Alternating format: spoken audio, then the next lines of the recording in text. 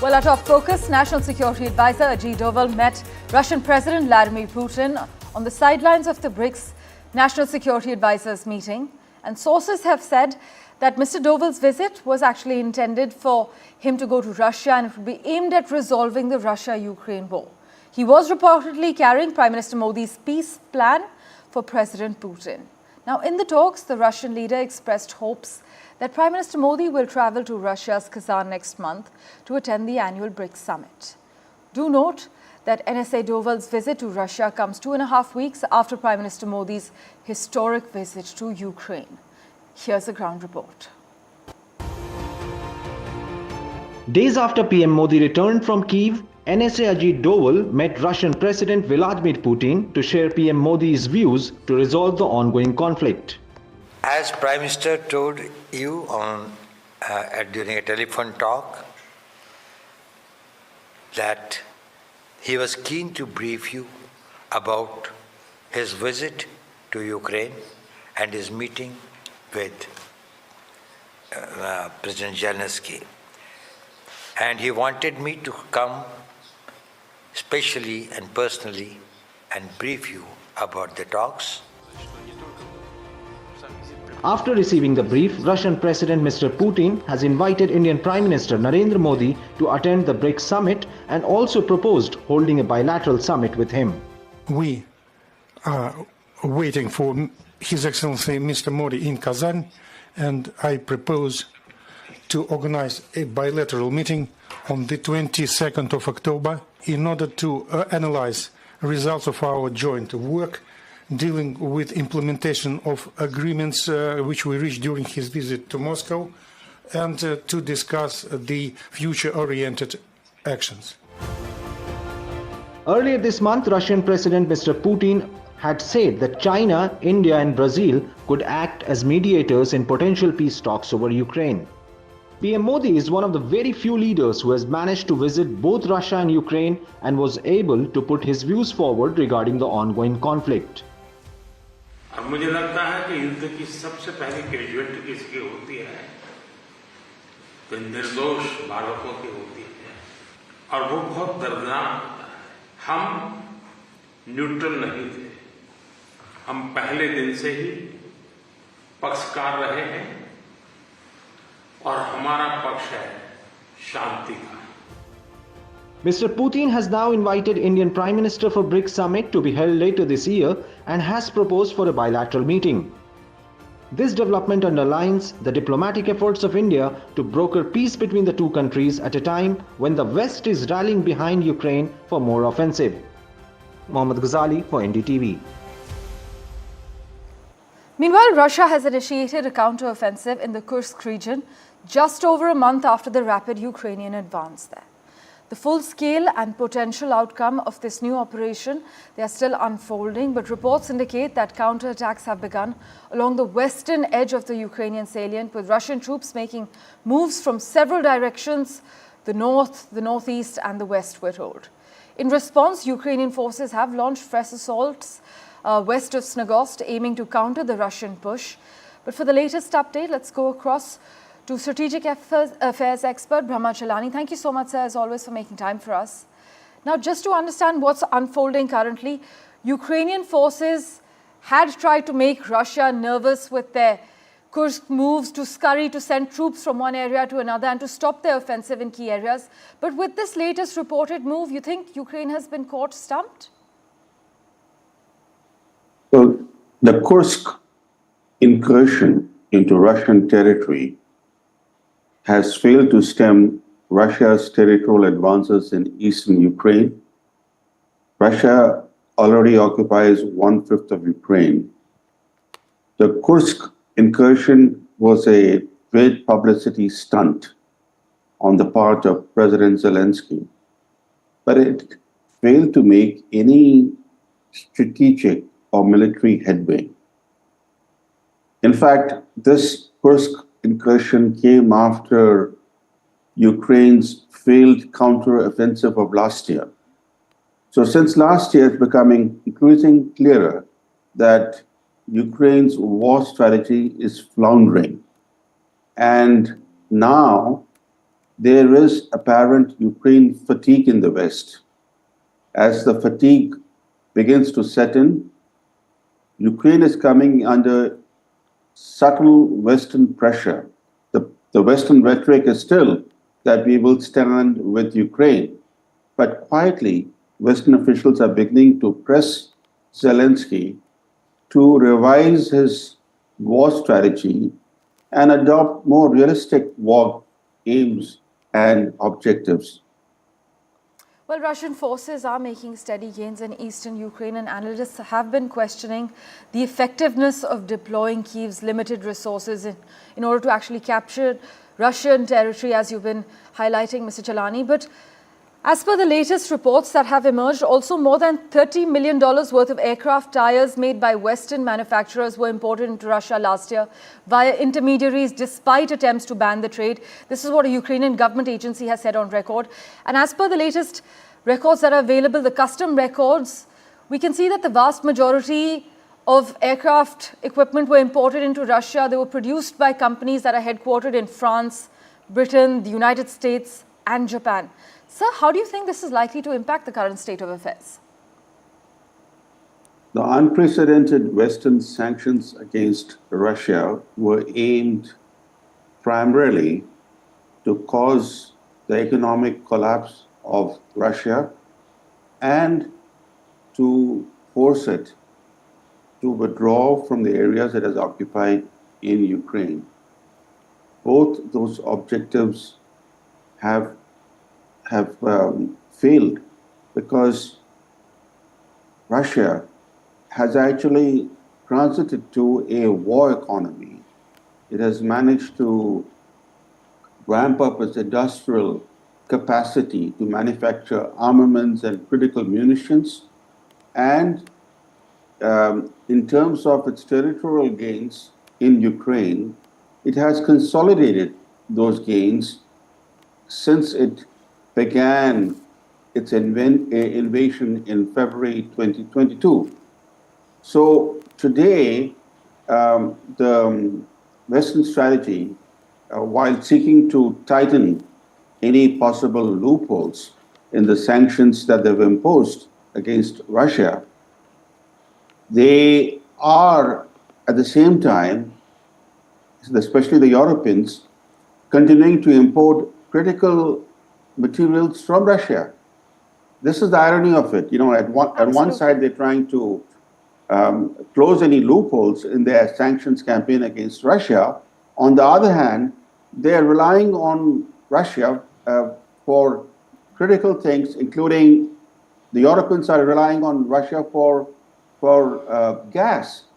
Gas imports from Russia into Europe have actually increased to such an extent that they have now overtaken gas imports from US to Europe. So that goes to show how the Western camp has created holes in its own sanction strategy because they need materials from Russia that they cannot do without. Well, Mr. Chalani, always a pleasure to hear your perspective. Thank you so much for joining us on The World 24/7. Meanwhile, the Ukrainian president in an interview has said a Chinese-Brazilian peace proposal is destructive and simply serves as a political statement. We are also hearing that a meeting between the Chinese president and Mr. Zelensky is on the cards. Meanwhile, the Russian president has warned that lifting long-range missile restrictions on Ukraine would mean that NATO countries would be at war with Russia. Taking questions from reporters in Moscow, Putin said, if this decision is made, it will mean nothing less than the direct participation of NATO countries, the United States and European countries in the war in Ukraine. That would mean they were fighting Russia. This is what Putin has added. His comments came as the US and UK were weighing lifting a block on Ukraine, using their missiles to hit targets inside Russia amid fears of the war escalating. Meanwhile, Britain and the United States are poised to cross the decisive Rubicon in the Ukraine war today at a White House summit where they will discuss plans to allow Kyiv to strike targets inside Russia with Western-supplied missiles. in a final bid to scare off the West. As I just mentioned, Putin warned he would regard such an agreement as tantamount to NATO directly entering the war. But military experts argue any guidelines agreed for the British weapons at the 2-hour summit in Washington could also then pave the way for the Ukrainians to fire US-supplied tactical ballistic missile systems at airfields and army bases deep inside Russia. A Kremlin spokesperson suggested the meeting between Keir Starmer and Joe Biden was a mere formality and that a deal had already been done, vowing Russia's response will be appropriate. Vishnu Shom has a detailed report for you.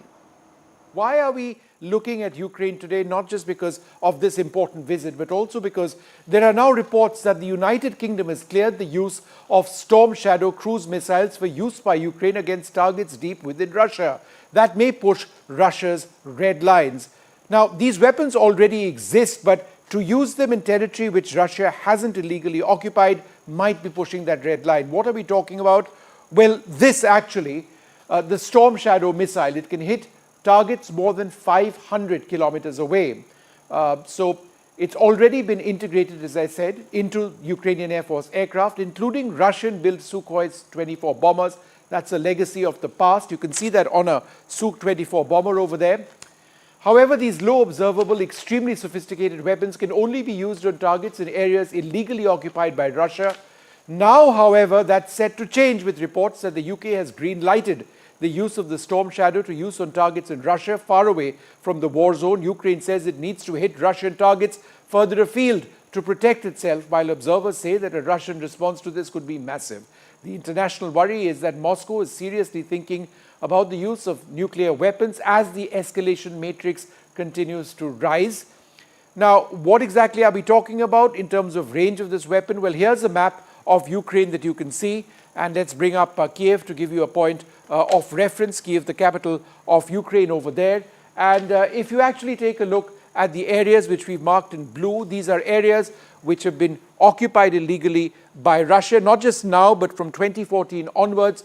And the line that you see over here, the red line right up on top over here, to about 560 kilometers is the actual range of the Storm Shadow missile. It's a cruise missile, and therefore all of these areas can be hit by the Ukrainians. And that could create all sorts of problems as far as that red line I was talking about. In other news, our External Affairs Minister, Dr. Jaishankar, is in Switzerland from Germany on the final leg of his three-nation tour that also took him to Saudi Arabia. He has met with the United Nations High Commissioner for Human Rights and the WHO Director General. Meanwhile, during his conversation at the Geneva Center for Security Policy, Dr. Jaishankar described the India-China relationship as complex as per ANI's report. He also highlighted the long-standing struggle in the trade issues between our two nations and said that the economic relationship with China has been unfair and imbalanced. In fact, Dr. Jaishankar further said that apart from border issues, China and India also face difficulties in other sectors, including technology, telecom, as well as the digital sector.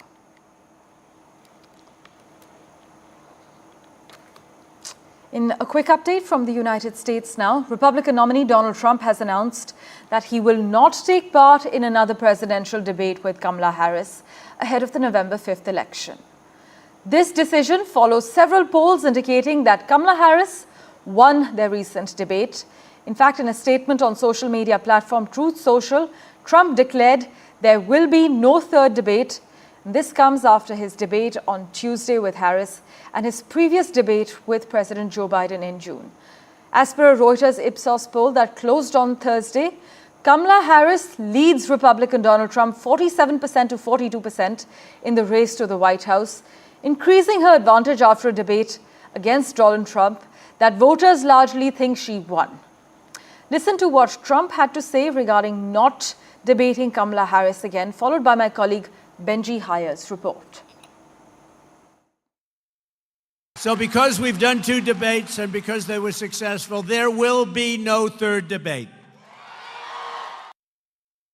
In a rambling social media announcement, Donald Trump backed out of a rematch, insisting he came out on top in the first clash. He said that the key issues this election, the economy, immigration, have been discussed enough with President Joe Biden and now Kamala Harris. Her and Trump's testy 90-minute clash this week was viewed by tens of millions of Americans. The White House hopefuls sparring over abortion, foreign policy. The night remembered most perhaps for several outlandish falsehoods and baseless conspiracy theories spread by the former president, rattled after Harris got under his skin with a series of jibes. Most polls indicate the vice president won that debate. She told supporters at a rally that voters are owed another in coming weeks. Some respite, though, for President Trump. Shortly after his decision, a judge in the state of Georgia dropped a handful of charges in the criminal case investigating his efforts to overturn the 2020 election outcome. In Tuesday's debate, he again denied he lost that election despite all evidence suggesting otherwise. The two trials related to his attempts to subvert democracy will likely not happen before people head to the polls in November. Benji Haya, NDTV, Washington. Well, news and updates continue in a moment right after this very short break. Don't go anywhere.